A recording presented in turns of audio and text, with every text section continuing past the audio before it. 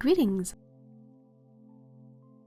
After working with paint for so long, I decided I wanted to try making my own paint. For me, the interest is that I can see how the main tool that I use is made, and that can inform the way I use the tool. So what I first tried was with some pigments I got from a bath and candle supply shop. So these were a green, that's called mint green, and ultramarine colors. And also I got powdered gum arabic, honey, and distilled water, and glycerin at times.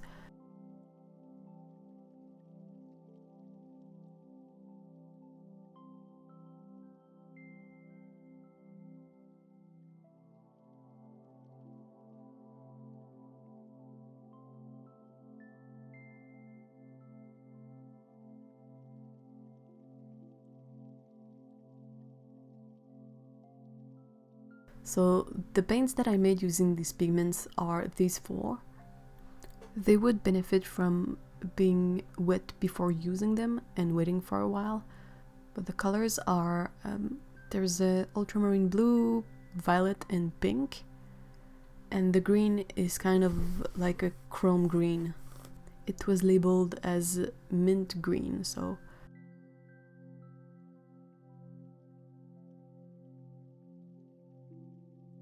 I did shiny paints with the same kind of powdered pigment from, again, the candle and soap supply shop. So these have like micas in them, they're pretty shiny, or they have an iridescence. And I was able to make a wide range of shiny paints with these. I also tried with makeup and with Pearl X, and it all worked quite well. The only issue that could possibly arise from using these materials is that they are not professional supplies for making paints. They are professional supplies for making other things, so there is no way to know how light fast or color fast they are. I could, of course, do a light fastness test, but I haven't done it so far. So as you can see, the colors are pretty shiny. Some of them are more opaque than others, but overall I can make a lot of paint from a little jar that costs like $4. These colors were pretty fun to do, so I decided I wanted to try making paints using some actual professional pigments.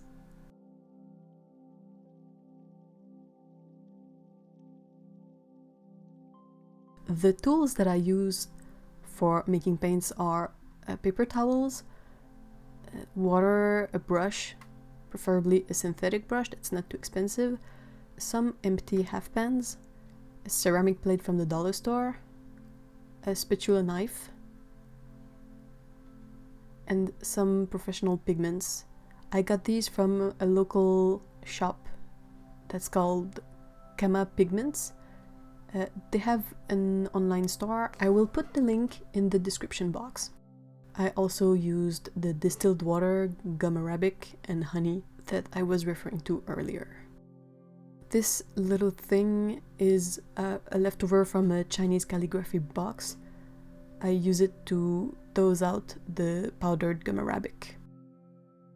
Oh, and one last thing. When working with powders, it's best to have some kind of protection, so I mostly do this when the cats are not in the room, and I wear a small mask to prevent inhaling too much powder.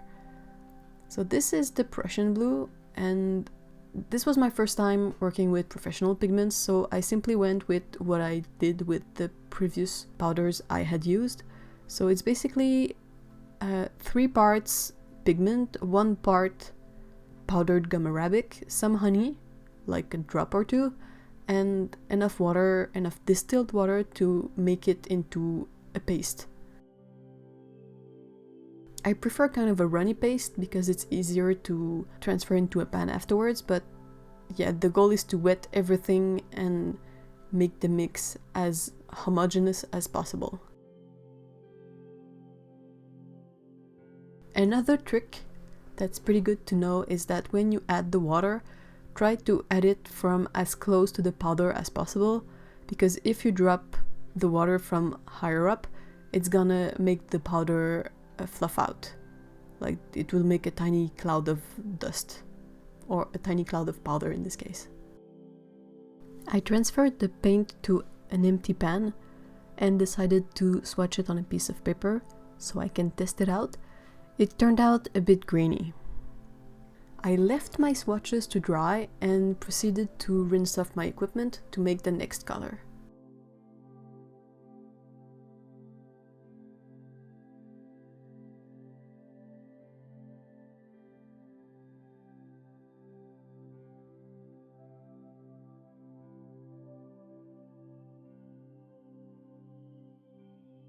Unfortunately, making paints this way is not super eco-friendly in regards to the amount of paper towels I end up using.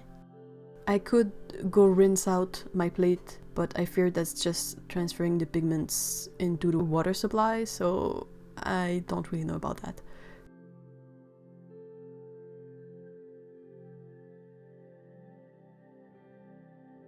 This next color, I do the same thing. I had 1 part gum arabic to 3 parts pigment, some honey, and again the distilled water.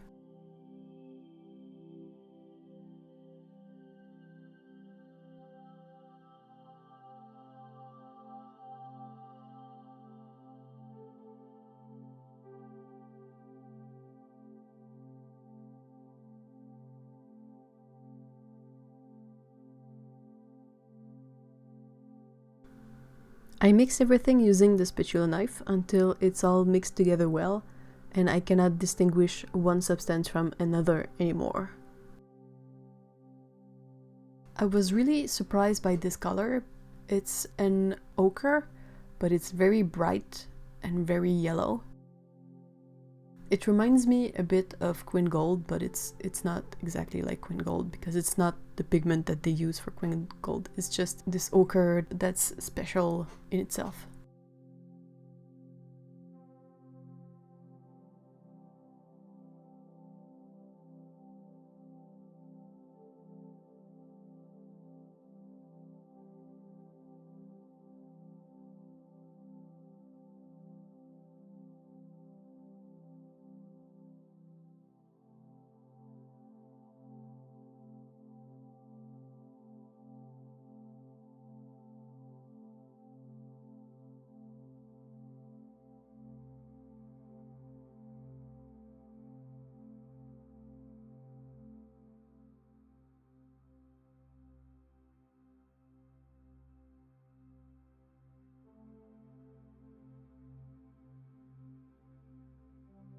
Again, rinsing off the plate, making sure there is no pigment left. And I'm gonna proceed with the blue again because I tried my swatches and found out that the pigment was rubbing off. That's ultimately the one test you can do to see if your paint has worked, is that you swatch it onto a piece of paper, you let it dry, and when it's dry, you check with your finger or a piece of clean paper towel if the pigment rubs off. If it does, usually it's because you didn't put in enough binder, in this case the gum arabic. So that's why I emptied the blue pan and added some more gum arabic, and then I put the paint again into the pan. And I did a new swatch to test out if the new mix was better than the previous one.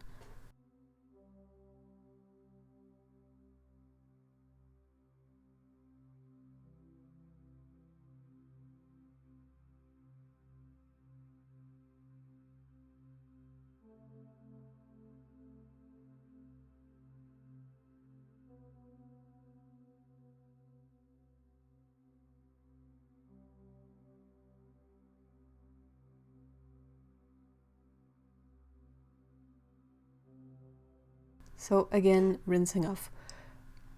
This was a very particular case with these paints since it's my first time working with professional pigments. There was a bit of a learning curve, so I think that I might be able to use less paper towels when I do the mixes in the future. Now on to the aluminum powder. I got this because I wanted to see if I could make a really nice silver paint, since I find that most silver paints are more like pearlescent than really metallic. It's easy enough to find a good metallic gold, but a good metallic silver, that's pretty hard. Also, the aluminum pigment was the least expensive of the metallic ones. First thing I noticed is how this powder doesn't behave like the other pigments I've used before. I don't know if it's because it's powdered metal, but at first it's like it doesn't want to mix with everything. And I kept adding water in the hopes that it would turn into a soft paste like it did for the others.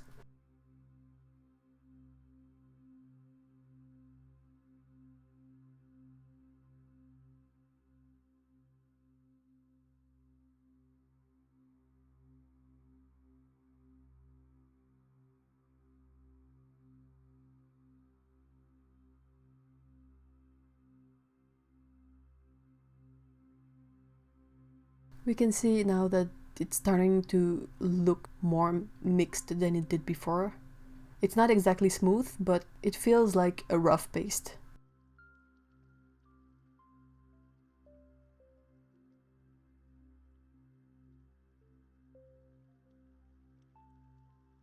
I try to mix it the best I can, and when I think that it's not gonna get any better, I decided to transfer it into the empty half pan.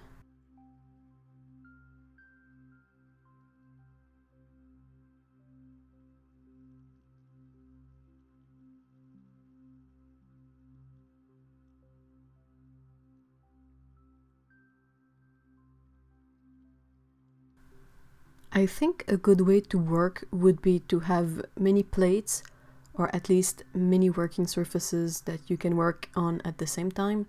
So you could have one mix on one plate and you leave it there so you don't have to dirty up pans and rinse off your plate and then dirty it again with the same paint. I think it would be more efficient.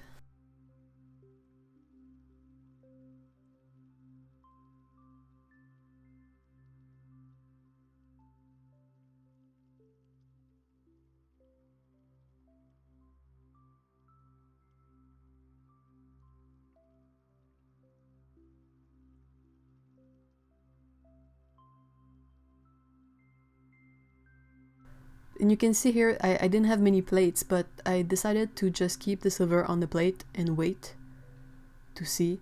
And I tested my blue again to see if it was fine, but it was rubbing off again. So I was confronted with the issue that I had two paints that needed possibly more work, the silver and also the blue. I decided to stop for a bit. When I rubbed the silver swatch, I realized that it was picking up a lot of pigment. So I went to work again and I added more gum arabic and water. I was able to mix it into a much smoother paste that really looked like melted metal in its color, not in its effect that it's usually melted metal is bright hot and not like the metal but soft. But this really looked like super nice shiny silver paint.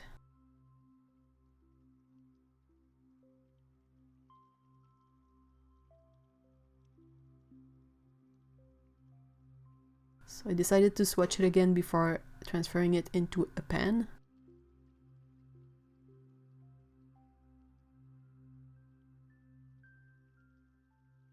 And then I went to change my water.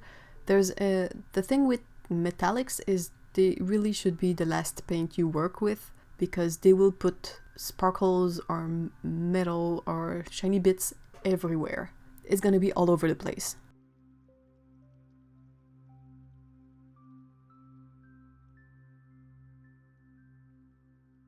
I repeated this process of swatching, testing, and fixing the paint until it worked for the silver one. I had to add a lot of gum arabic, and even if I ended up okay with the paint, it still rubs off a little bit, like a very small bit. On one hand, it's really super shiny and super metallic, but it's a tiny bit below what I wanted it to be.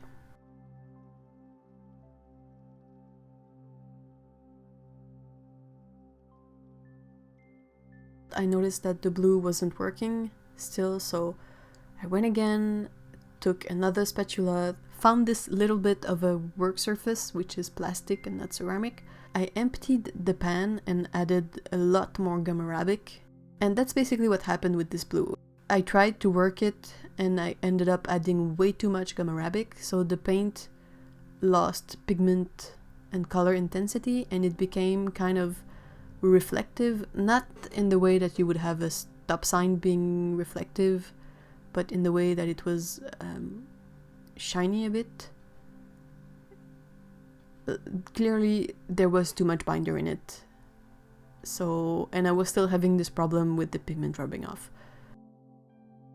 Turns out after this first session of making paint, I had no problem at all following my previous pseudo recipe with the ochre paint. It turned out perfectly well at the first try. This silver one was a bit harder to work with, but then again it was my very first time working with an actual powdered metal, so there might be a bit that I'm missing in regards to the knowledge.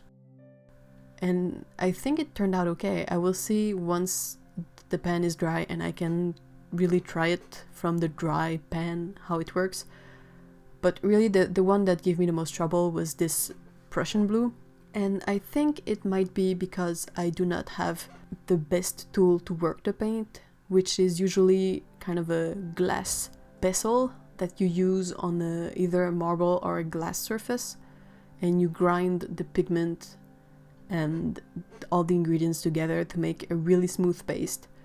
So I figured that maybe since I don't have that, I cannot properly mix the pigments. It would be consistent with the look that it had. Like the paint, I could see granular pigments in my swatches, and those would be the one that rub off the most. So I really pushed the blue until it was too much, and I don't know what I'll do with these pans because they are not usable really, but I will see if I can find a way to work the paint better without having to buy a tool that's at the best $60 and at worst a lot more. I want to make paint because it's fun, but I do not have the space to make it into a real professional workstation.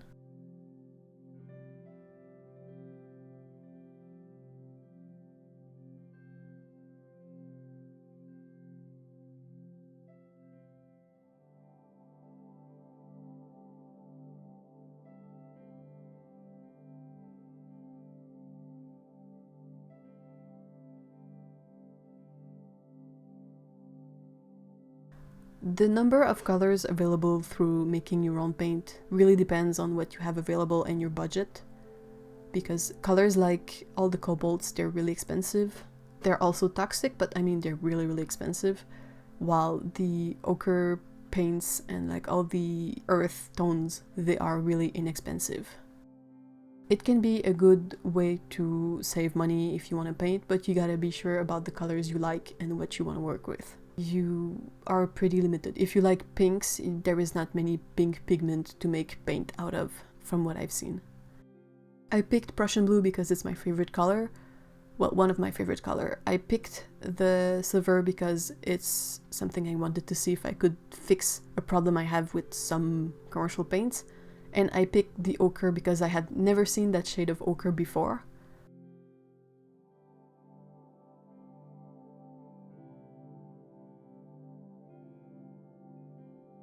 Also, when I worked the silver paint, I ended up making permanent marks in my ceramic plate.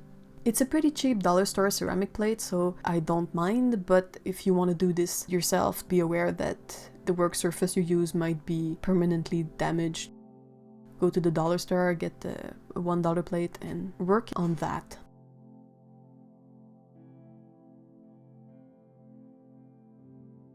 So yeah, I really tried with the blue, but it didn't work. And I know the ochre worked. I'm not sure about the silver yet because I want to see when it's dry how it behaves. I will share my update in the next video about making paints that I plan on doing, which will be a follow-up of this one, since I'm definitely not done with this experimentation. And I hope you found this somewhat enjoyable, and I hope that you may learn a bit from my mistakes. I think that's the fun part of everything, is when you try something and you make mistake, that's when you learn. And we will see what we can do in the next paint making video. Thank you very much for watching. I hope you have a great day and have fun painting.